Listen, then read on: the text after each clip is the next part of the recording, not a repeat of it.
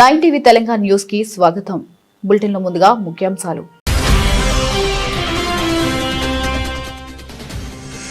గురు నానక్ దేవ్ విశ్వవిద్యాలయంలో స్నాతకోత్సవంలో పాల్గొన్న రాష్ట్రపతి ముర్ము దేశ భవిష్యత్ నిస్వార్థంగా సేవ చేసే యువతపై ఆధారపడి ఉంటుందని వెల్లడి.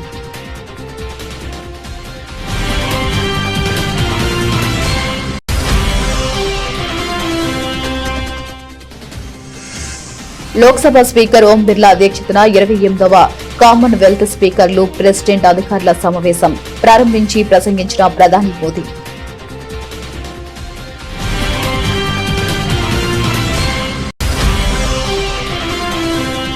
ఆది శంకరాచార్య 15 ప్రధాన గ్రంథాల గుజరాతీ అనువాద పుస్తక ఆవిష్కరణ కార్యక్రమంలో పాల్గొన్న అమిత్ షా సనాతన సంస్కృతి సైద్ధాంతిక మరియు ధార్మిక పునాదిని అందించిన దార్శనికుని వ్యాఖ్య.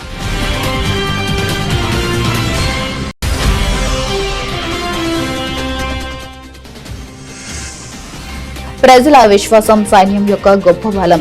శౌర్య సంధ్య కార్యక్రమంలో సైన్యం గొప్పతనాన్ని కీర్తించిన రక్షణ మంత్రి రాజ్నాథ్ సింగ్.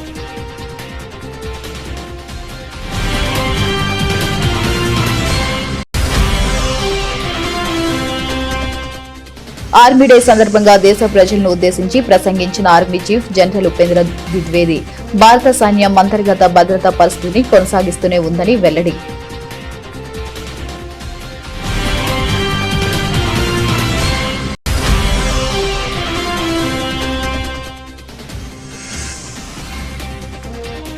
ఆర్మీ ప్రభుత్వం మధ్య సమస్యలు. రేవంత్ రెడ్డి అధ్యక్షతన ఆర్మీ అధికారులతో భేటీ.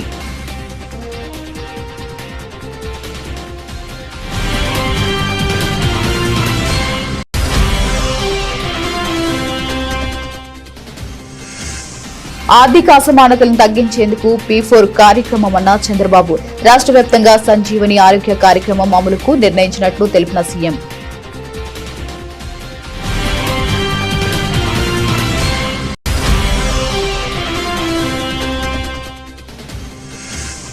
మాచపూర్ గ్రామ వృద్ధులతో ఆత్మీయంగా ముచ్చటించిన మాజీ మంత్రి హరీష్ రావు. కేసీఆర్ పాలనలో ఉన్న సంక్షేమం ఇప్పుడు లేదని ఆవేదన వ్యక్తం చేసిన గ్రామస్తులు.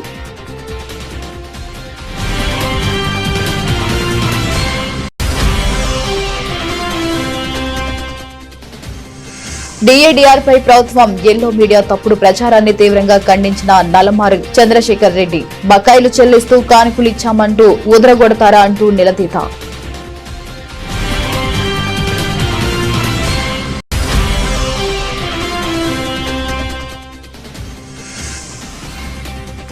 సైబర్ నేరాల పట్ల అప్రమత్తంగా ఉండాలి. ప్రజలకు సూచించిన టాలీవుడ్ హీరో నాని.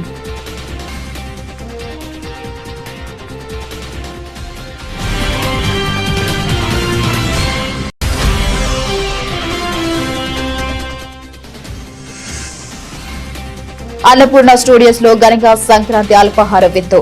తండ్రి ఆశయాలను గౌరవంగా ముందుకు తీసుకువెళ్తున్న అక్కినేని వారసులు.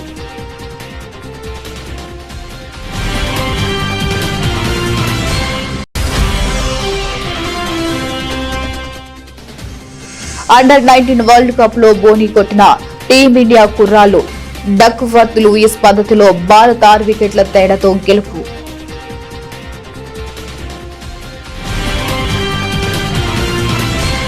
భారతదేశ భవిష్యత్తు శాస్త్రీయ దృక్పథం కలిగిన బాధ్యతాయుతంగా వ్యవహరించి నిస్వార్థంగా సేవ చేసే యువతపై ఆధారపడి ఉంటుందని రాష్ట్రపతి ద్రౌపది ముర్ము అన్నారు. అమృత్సర్లోని గురు నానక్ దేవ్ విశ్వవిద్యాలయంలో స్నాతకోత్సవంలో రాష్ట్రపతి పాల్గొన్నారు. ఉన్నత విద్యా సంస్థలు తమ విద్యార్థులలో ఈ విలువలను పెంపొందించాలని ఆమె కోరారు. अगले 2 दशक वर्ष 2047 तक भारत को विकसित राष्ट्र बनाने की दिशा में बहुत ही महत्वपूर्ण है. आज के युवा अगले 2 दशकों में विभिन्न क्षेत्रों में कार्य कर रहे होंगे, नेतृत्व कर रहे होंगे. युवा शक्ति की ऊर्जा को देश के विकास में लगाने के लिए हमारे उच्च शिक्षण संस्थान को महत्वपूर्ण भूमिका निभानी होगी. प्यारे विद्यार्थियों, भारत का भविष्य ऐसे युवाओं पर निर्भर है जो वैज्ञानिक सोच रखने वाले हो, जिम्मेदारी से कार्य कर रहे और निस्वार्थ भाव से सेवा कर रहे होंगे. ऐसे सभी युवाओं से अनुरोध है कि आप जो भी कार्य चुने ये सुनिश्चित करें कि आपका योगदान राष्ट्र को सुदृढ़ बनाएगा और मानवीय मूल्यों को मजबूत करेगा।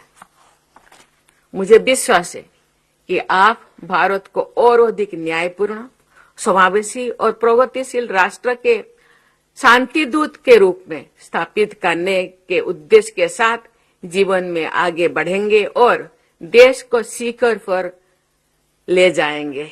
मुझे शुभकामनाएं, मेरी शुभकामनाएं हमेशा आपके साथ है। ప్రధాని నరేంద్ర మోదీ ఢిల్లీలోని సంవిధాన్ సదన్ సెంట్రల్ హాల్లో 28వ కామన్వెల్త్ స్పీకర్లు ప్రిసైడింగ్ అధికారుల సమావేశాన్ని ప్రారంభించారు. ఈ 3 రోజుల సమావేశంలో 42 కామన్వెల్త్ దేశాల నుంచి 61 మంది స్పీకర్లు, ప్రిసైడింగ్ అధికారులు, 4 అర్ధ స్వయం ప్రతిపత్తి పార్లమెంట్ల ప్రతినిధులు పాల్గొన్నారు. ఈ సందర్భంగా ప్రధానమంత్రి మాట్లాడుతూ పార్లమెంటరీ డెమోక్రసీలో స్పీకర్ పాత్ర ప్రత్యేకమైందని, వారు తక్కువ మాట్లాడినా అందరికీ సమాన అవకాశం కల్పించాలని తెలిపారు. భారతదేశ వైవిధ్యాన్ని ప్రజాస్వామ్యం బలంగా మార్చిందని, స్వతంత్రం అనంతరం భారత్లో డెమోక్రసీ బద్ధకతనే అనుమానాలు తిప్పుకొట్టిందని గుర్తు చేశారు. तो उस दौर में ये आशंका व्यक्त की गई थी कि इतनी डाइवर्सिटी में भारत में लोकतंत्र टिक नहीं पाएगा, लेकिन भारत ने इसी डाइवर्सिटी को डेमोक्रेसी की ताकत बना दिया। एक सबसे बड़ी आशंका ये भी थी कि अगर भारत में लोकतंत्र अगर जैसे तैसे टिक भी गया तो भारत किसी भी हालत में विकास नहीं कर पाएगा। लेकिन भारत ने साबित किया कि डेमोक्रेटिक इंस्टीट्यूशंस और डेमोक्रेटिक प्रोसेसेस डेमोक्रेसी के स्टेबिलिटी, स्पीड और स्केल तीनों देते हैं। भारत दुनिया की फास्टेस्ट ग्रोइंग मेजर इकोनॉमी है। आज भारत में यूपीआई दुनिया का सबसे बड़ा डिजिटल पेमेंट सिस्टम है। आज भारत दुनिया का सबसे बड़ा वैक्सीन प्रोड्यूसर है। आज भारत दुनिया का नंबर 2 स्टील प्रोड्यूसर है। ఆది శంకరాచార్యులు సనాతన సంస్కృతికి సైద్ధాంతిక మరియు తార్కిక పునాదిని అందించడం ద్వారా మరింత విస్తృతం చేశారని కేంద్ర హోంమంత్రి అమిత్ షా తెలిపారు. ఆది శంకరాచార్య 15 ప్రధాన గ్రంథాల గుజరాతీ అనువాదాన్ని అహ్మదాబాద్లో శాస్తు సాహిత్య ముద్రణాలయ ట్రస్ట్ విడుదల చేసింది. ఈ కార్యక్రమానికి ముఖ్య అతిథిగా హాజరైన అమిత్ షా మాట్లాడుతూ 4 మాటల స్థాపన ద్వారా దశాబ్దాలుగా సనాతన ధర్మాన్ని పరిరక్షించి ప్రోత్సహించిన సంప్రదాయాన్ని ఆయన అభివృద్ధి చేశారని గుర్తు చేశారు. 1 శతాబ్దానికి పైగా శాస్తు సాహిత్య ముద్రణాలయ ట్రస్ట్ గుజరాతీ భాషలో సామాన్య ప్రజలకు మతం, ఆధ్యాత్మికత, వేదాలు, ఉపనిషత్తులు, ఆయుర్వేదం మరియు ఇతర విషయాలపై పుస్తకాలను చాలా తక్కువ ధరలకు అందిస్తుందన్నారు. ఈ గొప్ప పుస్తక సంకలనం గుజరాత్ యువతరంలో గ్రంథాలయాలు మరియు గ్రంథాల పట్ల లోతైన అవగాహనను పెంపొందిస్తుందని పేర్కొన్నారు. 117 वर्षों से स्वामी अखंडानंद जी ने अपने जीवन काल में गुजरात के युवाओं को उत्कृष्ट साहित्य रचनाएं बहुत किफायती दाम में, बहुत कम दाम में उपलब्ध हो, इसके लिए इसकी परिकल्पना की थी।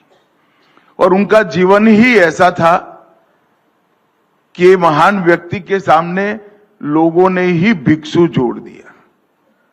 समाज के लिए भिक्षा मांगते मांगते भिक्षु अखंडानंद ने आयुर्वेद हो, साहित्य हो, सनातन धर्म का साहित्य हो या समाज में उच्च विचारों को प्रस्तापित करने वाला साहित्य हो, इस सब के लिए जो जीवन प्रस्तापित की खर्च पूरा जीवन खर्च किया और एक ही जीवन में एक बहुत बड़ी संस्था इन्होंने प्रस्तापित की और अपने जीवन काल में अनेक ग्रंथों को प्रकाशित किया। श्रीमद् भगवत गीता हो, महाभारत, रामायण, योग वशिष्ठ, स्वामी राम तीर्थ के उपदेश हो, राम कथामृत हो या नीति विषयक ग्रंथ हो। मैं मेरी ही बात करना चाहूंगा। लगभग 70 के दशक में मैंने कौटिल्य का अर्थशास्त्र गुजराती में पढ़ा। वो सस्तु साहित्य ने छापा हुआ कौटिल्य का अर्थशास्त्र। इस प्रकार के अनेक ग्रंथों को उन्होंने गुजरात में उपलब्ध कराया और जो पुराने लोग हैं, मेरे जितनी आयु वाले लोग, భారత సైన్యం దేశ సామాజిక ఐక్యతను బలోపేతం చేయడానికి అమూల్యమైన కృషి చేసిందని రక్షణ మంత్రి రాజ్నాథ్ సింగ్ అన్నారు. రాజస్థాన్లోని జైపూర్లో జరిగిన శౌర్య సంధ్య కార్యక్రమానికి ఆయన ముఖ్య అతిథిగా హాజరయ్యారు. ఈ సందర్భంగా ఆయన మాట్లాడుతూ ఇది కేవలం సైనిక దళం మాత్రమే కాదని జాతి నిర్మాణంలో ప్రధాన స్తంభమని అభిప్రాయపడ్డారు. ప్రజల అంచంచల విశ్వాసం సైన్యం యొక్క గొప్ప బలమని, ఈ విశ్వాస బంధం జాతీయ భద్రతా చట్టానికి పునాదని చెప్పుకొనొచ్చారు. మన సైనికులు త్యాగాలు వృధా కాకుండా దేశ ఐక్యత మరియు సమగ్రతను కాపాడుకోవడం మన కర్తవ్యమని, దేశ పురోగతిని తోడ్పడడం కూడా మన కర్తవ్యమని తెలిపారు. ఎందుకంటే సంపన్నమైన మరియు శక్తివంతమైన దేశం మాత్రమే తన సైన్యాన్ని బలోపేతం చేయగలిగిందన్నారు. दुनिया की जो स्थिति चल रही है उससे हम सभी वाकिफ हैं। हम एक ऐसे दौर से गुजर रहे हैं जहां स्थापित धारणाएं, इस्टेब्लिश्ड नोशंस या टूट रहे हैं या तोड़े जा रहे हैं। दुनिया अनसर्टेनिटी के दौर से गुजर रही है। ऐसे में यह बात तो पूरी तरह से स्पष्ट है कि सेनाओं का मजबूत रहना तथा सेनाओं का मॉडर्नाइज और आत्मनिर्भर रहना किसी भी देश के अस्तित्व के लिए जितना आज महत्वपूर्ण हो चुका है उतना पहले कभी नहीं रहा है। ऐसी स्थिति में सेनाओं का मजबूत रहना यह सर्वोपरि है। दूसरी ओर जो इंटर सर्विसेज लिंकेजेज हैं उनको भी लगातार मजबूत करना होगा मेरे साथियों, क्योंकि जैसे युद्ध के डायमेंशंस का विस्तार हो रहा है उसे देखते हुए अब कुछ भी अप्रत्याशित, अनएक्सपेक्टेड नहीं रह गया है। जिन बातों को पहले सिर्फ एक साधारण आर्थिक गतिविधि, इकोनॉमिक एक्टिविटी के रूप में देखा जाता था, स्ट्रेटजी के तहत आज उनका भी महत्व बहुत बढ़ गया है। हमारी सेनाएं हमारी प्राइमरी स्ट्रेंथ हैं, हमारी प्राथमिक ताकत हैं। इसलिए आपका सबके साथ फॉरवर्ड लुकअप कोलैबोरेशन यह आवश्यक है। और साथियों, हमने सेनाओं में महिलाओं की भूमिका को बढ़ाने में भी कई सकारात्मक प्रयास किए हैं। पारंपरिक रूप से महिलाओं को सेनाओं में सपोर्ट आर्म्स के रूप में बहाल किया जाता रहा है पहले, लेकिन प्रधानमंत्री जी का यह विजन रहा है कि महिलाओं की भूमिका को बढ़ाया जाए। इसलिए धीरे धीरे हमने इस दिशा में कदम उठाया है। मैं समझता हूं कि राजस्थान वासियों के द्वारा इसका स्वागत किया जाना चाहिए। సైన్య దినోత్సవం సందర్భంగా army chief general Upendra Dwivedi దేశ ప్రజలకు శుభాకాంక్షలు తెలిపారు. దేశ సరిహద్దులను కాపాడుతూ కీలకమైన కార్యకలాపాల సమయంలో పౌరులకు మద్దతు ఇచ్చే సైనికుల ధైర్యం, త్యాగం, క్రమశిక్షణకు ఆయన నివాళులర్పించారు. భారత సైన్యం అంతర్గత భద్రత పరిస్థితిని కొనసాగిస్తూనే ఉందని మరియు మన పౌరుల శాంతి, స్థిరత్వం మరియు భద్రతను నిర్ధారిస్తుందన్నారు. Jai Hind. On the occasion of Army Day 2026, I extend my heartfelt felicitations and warm greetings to all ranks of the Indian Army, our defense civilian workforce, esteemed veterans, Veer Naris, Veer Matas and their families. We solemnly remember and pay tribute to our brave hearts who made the supreme sacrifice in the service of the nation. Their courage, devotion and legacy continue to guide us. I commend the collective resolve and gallant performance of all ranks in Operation Sindoor. We also express deep appreciation to our fellow citizens for their unwavering support to the Indian Army, especially during critical operations. It's a testament to the strength of our integrated national will. a true example of whole of nation resolve. From Kibitu in the east to Sir Creek at the westernmost edge, and from Siachen at the northernmost point of our nation to Tiruvananthapuram in the south, the Indian Army remains steadfastly deployed 24 hours, 365 days a year, extending support to security imperatives across our island territories as well. Operating in our rarefied high-altitude terrain and extreme weather conditions with temperatures ranging from minus 50 degrees centigrade to plus 50 degrees centigrade in deserts, our soldiers safeguard India's sovereignty and territorial integrity with unwavering resolve. Simultaneously, the Indian Army continues to maintain internal security situation, ensuring peace, stability, and security for our citizens. Beyond the battlefield, the Indian Army plays a pivotal role in nation building too.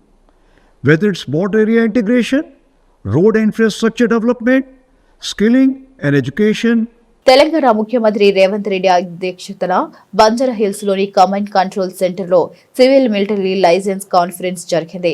ఈ సమావేశంలో ప్రభుత్వ ప్రధాన కార్యదర్శి Ramakrishna Rao, Telangana Andhra sub area general officer commanding major general Ajay Mishra, DGP Shivadhar Reddy, ప్రభుత్వ army ఉన్నతాధికారులు పాల్గొన్నారు. ఈ సందర్భంగా ఆర్మీ ప్రభుత్వం మధ్య భూ సమస్యలు, ఇతర పాలనాపరమైన అంశాల పరిష్కారంపై చర్చ జరిగింది.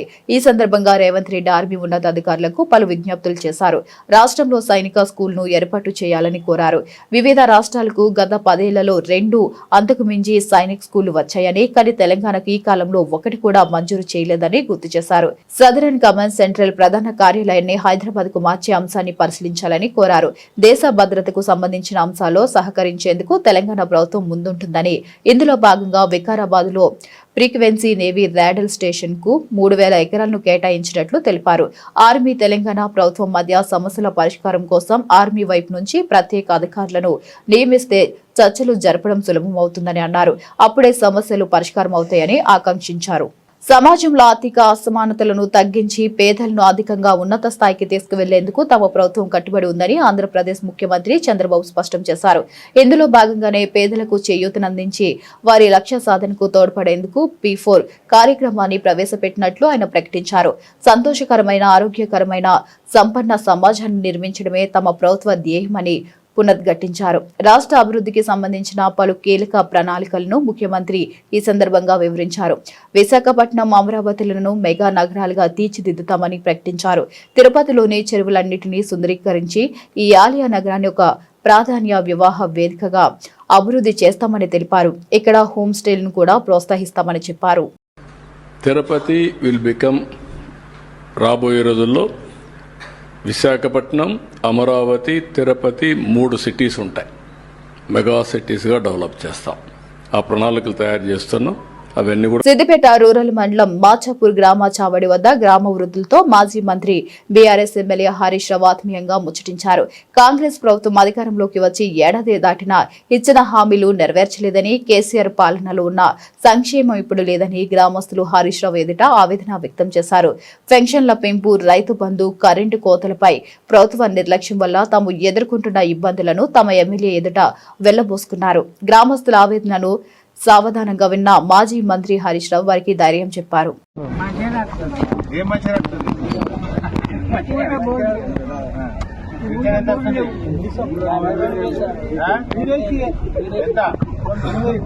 రేవంత్ రెడ్డి 4 వేలు ఇస్తాను కదా, 4,000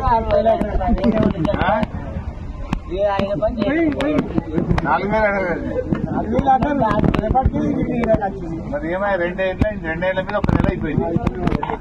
25 నెలలు అయింది. వచ్చేనా 4,000 అదే సరిగా 2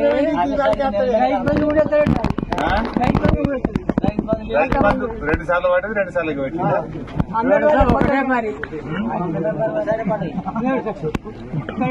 ఈ యాసంగి పడ్డది. ఏమంటారు యాసంగి?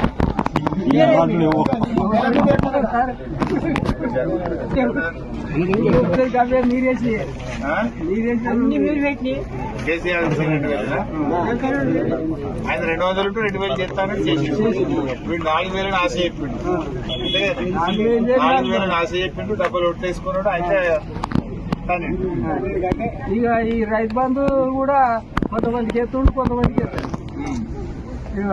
అయ్యా 2 ఎకరాలు 3 ఎకరాలు ఎత్తాడు. ఉద్యోగులకు రావాల్సిన బకాయిలు ఇస్తూ సంక్రాంతి సందర్భంగా ప్రభుత్వం కానుకలు ఇస్తున్నట్లు 2-3 రోజులుగా ఊదరగొడుతున్నారని వైఎస్ఆర్సీపీ ఎంప్లాయీస్ అండ్ పెన్షనర్స్ విభాగం రాష్ట్ర అధ్యక్షుడు నల్లమారు చంద్రశేఖర్ రెడ్డి ఒక వీడియో విడుదల చేశారు. ఈ సందర్భంగా నల్లమారు చంద్రశేఖర్ రెడ్డి మాట్లాడుతూ కూటమి ప్రభుత్వం సంక్రాంతి సందర్భంగా ఆంధ్రప్రదేశ్లోని ఉద్యోగులకు డిఏ, పెన్షనర్కు డిఆర్ ను 30 నెలలకు బదులుగా 60 నెలలకు ఇచ్చినట్లు ఈ రోజు ఎల్లో పత్రిక కథనం రాసిందని, కానీ ప్రభుత్వం చేసేది ఒకటి, పత్రికల్లో రాసేది మరొకటిగా ఉందని విమర్శించారు. కూటమి ప్రభుత్వం సంక్రాంతి సందర్భంగా ఆంధ్రప్రదేశ్ లో ఉన్నటువంటి ఉద్యోగస్తులకి అదేవిధంగా పెన్షనర్స్ కి డిఏ, ఉద్యోగస్తులకి డిఏ అదేవిధంగా పెన్షనర్స్ కి డిఆర్ అరియర్స్ ని 30 నెలలకు బదులు 60 నెలలు ఇచ్చినట్టుగా ఈరోజు ఈనాడు పేపర్లో చెప్పడం జరిగింది. మరి ప్రభుత్వము చేసేది ఒకటి, ఈనాడు పేపర్లో రాసేది ఒకటి చూస్తా ఉంటే ఆశ్చర్యంగా ఉంది. మరి పెన్షనర్స్ ఎవరిని అడిగినా కూడా ఎవరికి కూడా 60 నెలలు డిఆర్ అరియర్స్ రాలేదని చెప్పారు. ఓన్లీ 30 మంత్స్కే వచ్చింది కొంతమందికి, అది కూడా రకరకాలైనటువంటి అమౌంట్స్. చాలా కన్ఫ్యూజింగ్ గా ఉందట. కొంతమందికి 4000 వస్తే, కొంతమంది 10,000 వస్తే, కొంతమందికి 50,000 రావడం ఏంటంటో అసలు కరెక్ట్ గా క్యాలిక్యులేట్ చేసి కూడా బిల్ సబ్మిట్ చేసినట్టుగా కూడా అనిపించట్లా. అంటే ప్రభుత్వం ఈ రోజున ఏం చెప్తుంది, ఏదైనా ఒక కొంత డబ్బులు వాళ్ళకి రావాల్సింది ఉద్యోగస్తులకు కానీ పెన్షనర్స్ కానీ ఇస్తుంటే ఏదో కానుకలు ఇస్తున్నట్టుగా చెప్పుకుంటూ వస్తుంది. 2-3 రోజుల నుంచి చెప్తున్నారు సంక్రాంతి సందర్భంగా ఉద్యోగస్తులకి పెన్షనర్స్ కి ప్రభుత్వ కానుక అని చెప్పేసి. అయితే ఆశ్చర్యకరంగా ఉంది. అంటే ఇచ్చేది ఒకటి, చెప్పుకునేది ఒకటి. ఈ రోజు 110 కోట్ల రూపాయలు ఇటు సిపిఎస్ ఉద్యోగస్తులకి అదే విధంగా పెన్షనర్స్ కి వాళ్ళకు రావాల్సినటువంటి డిఏ అరియర్స్ ఇస్తాము అని చెప్పారు. అదే విధంగా పోలీసు ఎవరైతే ఉన్నారో పోలీసు వాళ్ళకి సరెండర్ లీవ్, వాళ్ళ యొక్క సరెండర్ లీవ్స్ కోసము 110 కోట్లు ఇస్తామని చెప్పారు. అయితే ప్రభుత్వం చెప్పింది ఒకటి, పేపర్లలో వచ్చేది ఒకటి. అయితే చాలా కన్ఫ్యూజింగ్ గా ఉంది. ఈ రోజున చాలా మంది పొద్దుటి నుంచి ఫోన్లు చేస్తా ఉన్నారు. సార్ ఈనాడు పేపర్లో 60 నెలలు అంది, మాకు 30 నెలలు వచ్చింది, ఇంకొక 30 నెలలు ఎందుకు రాలేదు అని చెప్పేసి ఎవరిని అడిగినా కూడా అందరికీ 30 నెలలే వచ్చింది. ఈ విధంగా ప్రభుత్వము చేసేది ఒకటి, మరి డంబాలు కొట్టేది ఒకటి. సైబర్ నేరాల పట్ల అప్రమత్తంగా ఉండాలని ప్రజలకు టాలీవుడ్ హీరో నాని సూచించారు. తాను అప్రమత్తంగా ఉంటానని ప్రతిజ్ఞ చేస్తున్నానని చెప్పారు. సైబర్ మోసాల నుండి మీ మరియు మీ కుటుంబాల భద్రత కోసం మీరు కూడా అలాగే చేయాలని నాని కోరారు. ఏదైనా అసాధారణమైన లేదా ఏదైనా అనుమానాస్పద కార్యకలాపాలను నిషేధించాలన్నారు. అవగాహనను వ్యాప్తి చేయడం ద్వారా మనల్ని మరియు మన సమాజాన్ని సురక్షితంగా ఉంచడానికి కట్టుబడి ఉందామని ఈ సందర్భంగా నాని ప్రజలకు పిలుపునిచ్చారు. Today, cyber fraud doesn't need force. It just needs one careless click. And the damage can go far beyond money. So let's take a pledge. I pledge to stay alert, verify before I act, and to report every suspicious online activity for mine and my family's safety.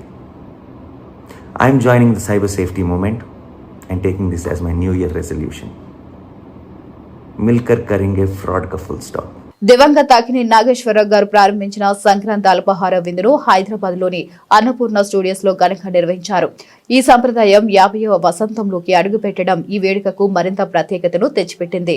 5 దశాబ్దాల క్రితం తన సంస్థ పురోగతికి మూల స్తంభాలైన కార్మికుల పట్ల కృతజ్ఞత చాటుకునేందుకు ANS Sankranti రోజున ఈ విందును ప్రారంభించారు. నాటి నుంచి నేటి వరకు ఈ సంప్రదాయం అప్రతిహతంగా కొనసాగుతుంది. ఈ సర్వోన్నత వేడుక సందర్భంగా అన్నపూర్ణ స్టూడియోస్ ప్రాంగణాన్ని పండుగ శోభ ఉట్టిపడేలా అద్భుతంగా అలంకరించారు. అయితే ప్రతి ఏటా జరిగే కార్యక్రమానికి భిన్నంగా ఈసారి సిబ్బందితో పాటు వారి కుటుంబ సభ్యులను, పిల్లలను సైతం ప్రత్యేకంగా ఆహ్వానించి వేడుకలను మరింత ఘనంగా జరిపారు. ఈ కార్యక్రమంలో అక్కినేని నాగార్జున, ఇతర కుటుంబ సభ్యులు పాల్గొన్నారు. యజమానులమనే భావన లేకుండా వారంతా స్వయంగా సిబ్బందికి వారి కుటుంబ సభ్యులకు అల్పాహారాన్ని వడ్డించారు. ప్రతి ఒక్కరిని పేరు పేరున పలకరిస్తూ వారి యోగక్షేమాలను ఆప్యాయంగా అడిగి తెలుసుకున్నారు. యజమాని పనివారు అనే తారతమ్యం లేకుండా అందరినీ సమానంగా చూడాలని ఏఎన్ఆర్ గొప్ప ఆశయాన్ని ఆయన వారసులు సగర్వంగా ముందుకు తీసుకువెళ్తున్నారని ఈ దృశ్యాలు నిరూపించాయి. ఈ సందర్భంగా స్టూడియో సిబ్బంది వారి కుటుంబ సభ్యులు ఆనందం వ్యక్తం చేశారు. ఎవరో ఒకసారి అడిగినప్పుడు అన్నపూర్ణ స్టూడియోస్ ఎందుకు కట్టారు అంటే పీపుల్ హూ కెన్ డ్రీమ్, ఇక్కడికి వచ్చి వాళ్ళ డ్రీమ్స్ వాళ్ళ కళలు ఇక్కడ నెరవేర్చుకోవచ్చు అన్నారు. అది సో నిజమైంది. సో మెనీ పీపుల్ వాళ్ళ కెరియర్ ఇక్కడ స్టార్ట్ చేసుకున్నారు. We have to beautify it further with all your support. Akineni family is so sweet. వాళ్ళ ఫ్యామిలీ అందరూ బాగా చూస్తుంటారు. Happy to part of Annapurna family actually. Happy Sankranti. Under 19 ప్రపంచ కప్ లో 5 సార్లు ఛాంపియన్ అయిన భారత యువ జట్టు తన ప్రస్తావాన్ని విజయంతో ప్రారంభించింది. జింబాబ్వేలోని బులవాయిలో గురువారం జరిగిన తమ తొలి మ్యాచ్ లో అమెరికాపై డక్వర్త్ లూయిస్ పద్ధతిలో 6 వికెట్ల తేడాతో ఘన విజయం సాధించింది. భారత పేసర్ హెనిల్ పటేల్ 5 వికెట్ల ప్రదర్శనతో అమెరికా బ్యాటింగ్ ను కుప్పకూల్చాడు. ఈ మ్యాచ్ లో టాస్ గెలిచిన భారత్ ఫీల్డింగ్ ఎంచుకుంది.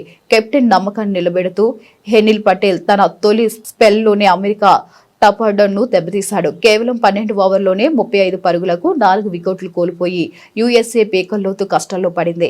ఆ తర్వాత కూడా భారత్ బౌలర్లు క్రమం తప్పకుండా వికెట్లు తీయడంతో అమెరికా జట్టు 35.2 ఓవర్లలో 107 పరుగులకే ఆలౌట్ అయింది. హెనిల్ పటేల్ 16 పరుగులిచ్చి 5 వికెట్లు పడగొట్టి ఈ టోర్నీలో తొలి 5 వికెట్ల ప్రదర్శన నమోదు చేసిన బౌలర్ గా నిలిచాడు. అనంతరం బ్యాటింగ్ ప్రారంభించిన భారత్ కు ఆదిలోనే ఎదురు దెబ్బ తగిలింది. ఈ మ్యాచ్ ద్వారా 14 ఏళ్ల 294 రోజులకే అరంగేట్రం చేసి U19 ప్రపంచ కప్ లో ఆడిన అత్యంత పిన్న వయస్కుడిగా ప్రపంచ రికార్డు సృష్టించిన వైభవ్ సూర్యవంశీ త్వరగా అవుట్ అయ్యాడు. కాసేపటికి వర్షం మెరుపుల కారణంగా ఆటకు అంతరాయం కలిగింది. దీంతో భారత లక్ష్యానికి 37 ఓవర్లలో 96 పరుగులుగా నిర్ధారించారు. వర్షం తర్వాత ఆట మొదలవగా భారత్ 25 పరుగులకే 3 వికెట్లు కోల్పోయి కష్టాల్లో పడింది.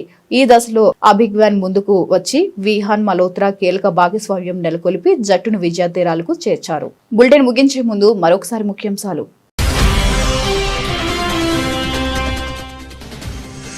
గురునానక్ దేవ్ విశ్వవిద్యాలయంలో స్నాతకోత్సవంలో పాల్గొన్న రాష్ట్రపతి ముర్ము దేశ భవిష్యత్ నిస్వార్థంగా సేవ చేసే యువతపై ఆధారపడి ఉంటుందని వెల్లడి.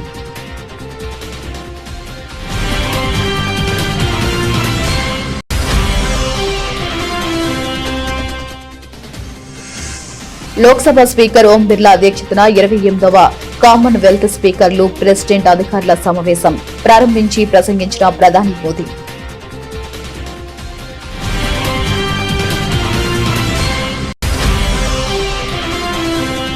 ఆది శంకరాచార్య 15 ప్రధాన గ్రంథాల గుజరాతీ అనువాద పుస్తక ఆవిష్కరణ కార్యక్రమంలో పాల్గొన్న అమిత్ షా సనాతన సంస్కృతి సైద్ధాంతిక మరియు ధార్మిక పునాదిని అందించిన దార్శనికుని వ్యాఖ్య.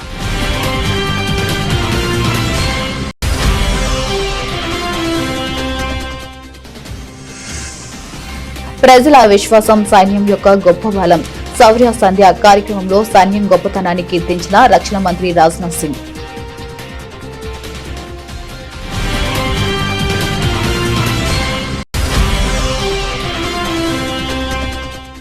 ఆర్మీ డే సందర్భంగా దేశ ప్రజలను ఉద్దేశించి ప్రసంగించిన army chief general Upendra Dwivedi భారత సైన్యం అంతర్గత భద్రతా పరిస్థితిని కొనసాగిస్తూనే ఉందని వెల్లడి.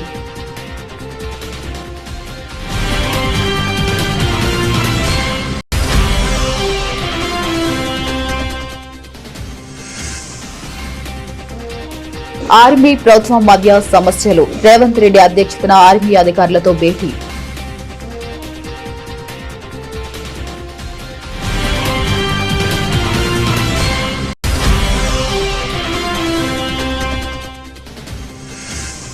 ఆర్థిక అసమానతలను తగ్గించేందుకు P4 కార్యక్రమం అన్న చంద్రబాబు.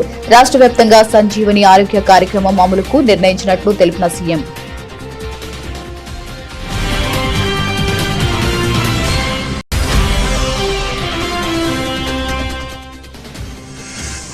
మాచపూర్ గ్రామాభివృద్ధులతో ఆత్మీయంగా ముచ్చటించిన మాజీ మంత్రి హరీష్ రావు. కేసీఆర్ పాలనలో ఉన్న సంక్షేమం ఇప్పుడు లేదని ఆవేదన వ్యక్తం చేసిన గ్రామస్తులు.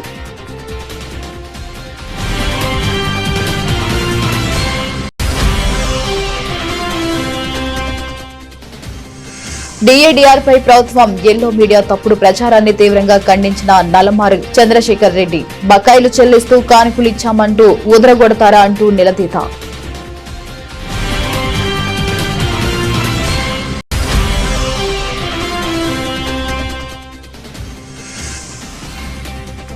సైబర్ నేరాల పట్ల అప్రమత్తంగా ఉండాలి ప్రజలకు సూచించిన Tollywood hero Nani.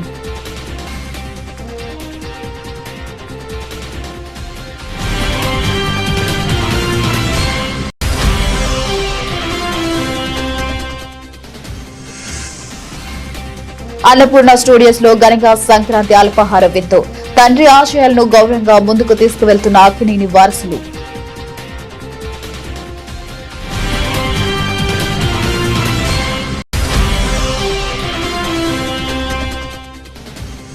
Under-19 world cup లో బోని కొట్టిన టీమిండియా కుర్రాళ్లు. డక్వర్త్ లూయిస్ పద్ధతిలో భారత్ 6 వికెట్ల తేడాతో గెలుపు.